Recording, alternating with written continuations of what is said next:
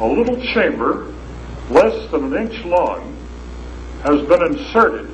That chamber contains a small lithium battery, like goes in your electric watch, used to go in heart pacers. And after a number of months, the blood has flowed through this to the point where enough of the aliens, the adversary, have been neutralized, and you no longer have AIDS. And yet you can hardly pick up a paper today, but the baseball game this Saturday afternoon, God help us, the proceeds are being dedicated to look for a cure from AIDS, cure for AIDS.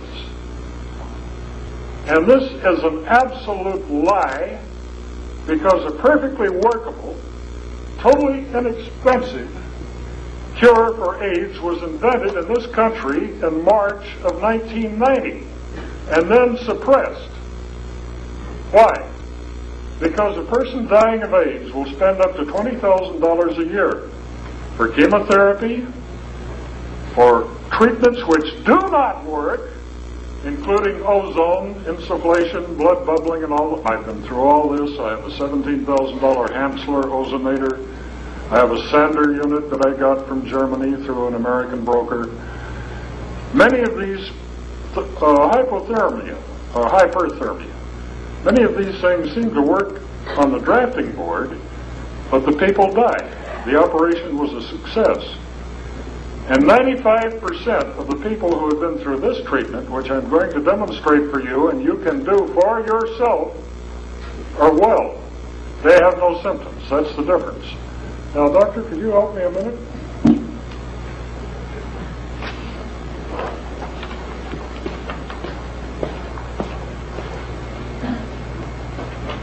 I have a question. What the mutation factor is? This kills them all. Don't worry about it. His question was, what about the mutation factor? The reason that you read over and over and over that the vaccine didn't work was that once it was put into the body, the AIDS had mutated to the point where it was resistant to that. That's a very good question. Now, you're familiar with this. I can't read this out loud without unsigning 5 pages of legal documents, but I'm going to show it to you. Now, these are IRBs. This fellow started with 573,983 HIV RNA by PCR. This chap started with 412,000. We started this IRB study last year.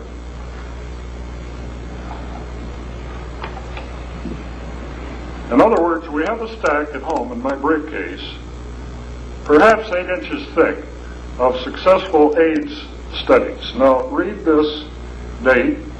This is 8/11/95, 7:15. When he started, we had 3,064 PCR counts per milliliter. Oh, it's in here. I'll show it to you in a minute.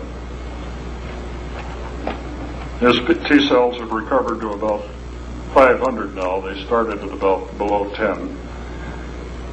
Now, here's the date, 11, 8, 9. This is 3 months later. He finally got around to having another PCR. That means polymerase chain reaction test, 95.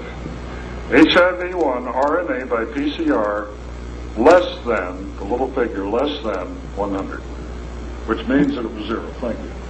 Did I do an adequate job? That did it. This is all it took. It cost him nothing. We have never charged one single one of our AIDS patients a penny for undergoing this study. All they have to do is buy their own lab tests when they're finished, which is quite reasonable. The funny thing about these tests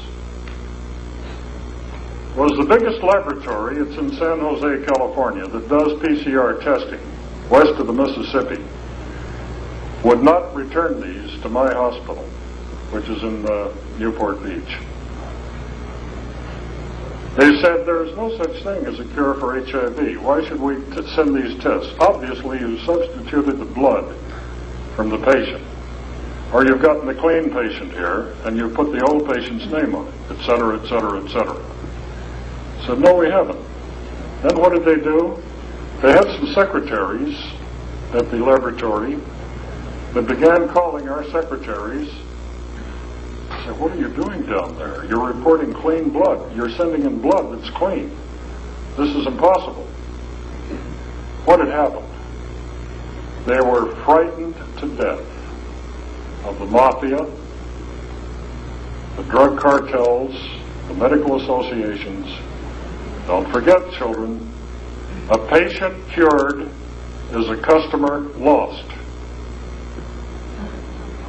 And why?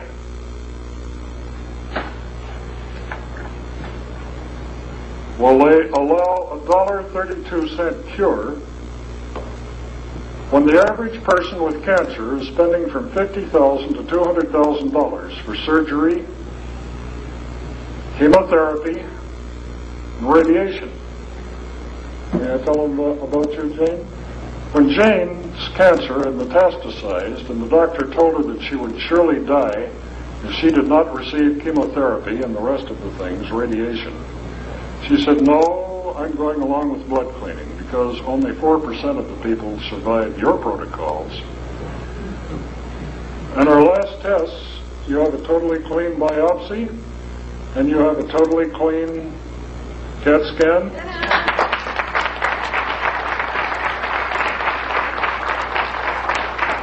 And she lost 29 pounds.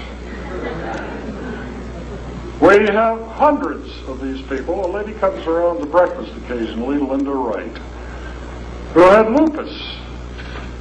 She could hardly make it from the couch to the bathroom. She couldn't get out of the house. Her energy was shot for the day. I gave her one of my units. I'll show it to you later. In 3 weeks, she went back to the doctor, the MD who had been treating her for about 10 years, and got a totally clean blood test. The doctor could not believe it. He sent it to a second laboratory for confirmation. Linda has come around to the cafe where we met this morning at 8 o'clock on Bristol Avenue in Santa Ana. Totally cured. She's trying to get her blood test from the doctor. Meanwhile, we have hundreds of them from the doctors that I have given this apparatus to. I've replaced the batteries for free. I'm not making a nickel on this. This is what you've got to know. And it works. And why haven't you heard about this? There are billions of dollars invested in magnetic resonance imaging, MRI machines, invested in surgery, X-ray, CAT scanners. Many of these contracts are held by such companies as General Electric and Westinghouse and others that build this apparatus. Somebody has to amortize this. And I have heard that the mafia owns 51% of most of the major drug houses, pharmaceutical houses in the U.S., and maybe 60% of the illegal drug cartels, cocaine, heroin, everything, in South America. They're playing both sides of the fence. They're pretty smart. Do you think they want this information to get out to people like yourselves? There'll be about 10 people in this room where this information will fall on fertile ground and you'll do something with this. There are emerging viruses now that were designer-made. They all start with the reverse transcriptase.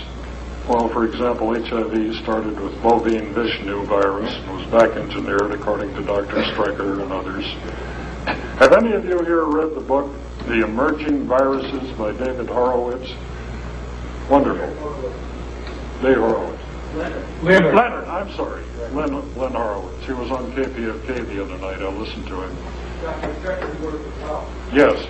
I used to appear on talk shows with Stryker. When his brother was still alive, somebody murdered him. I know these people.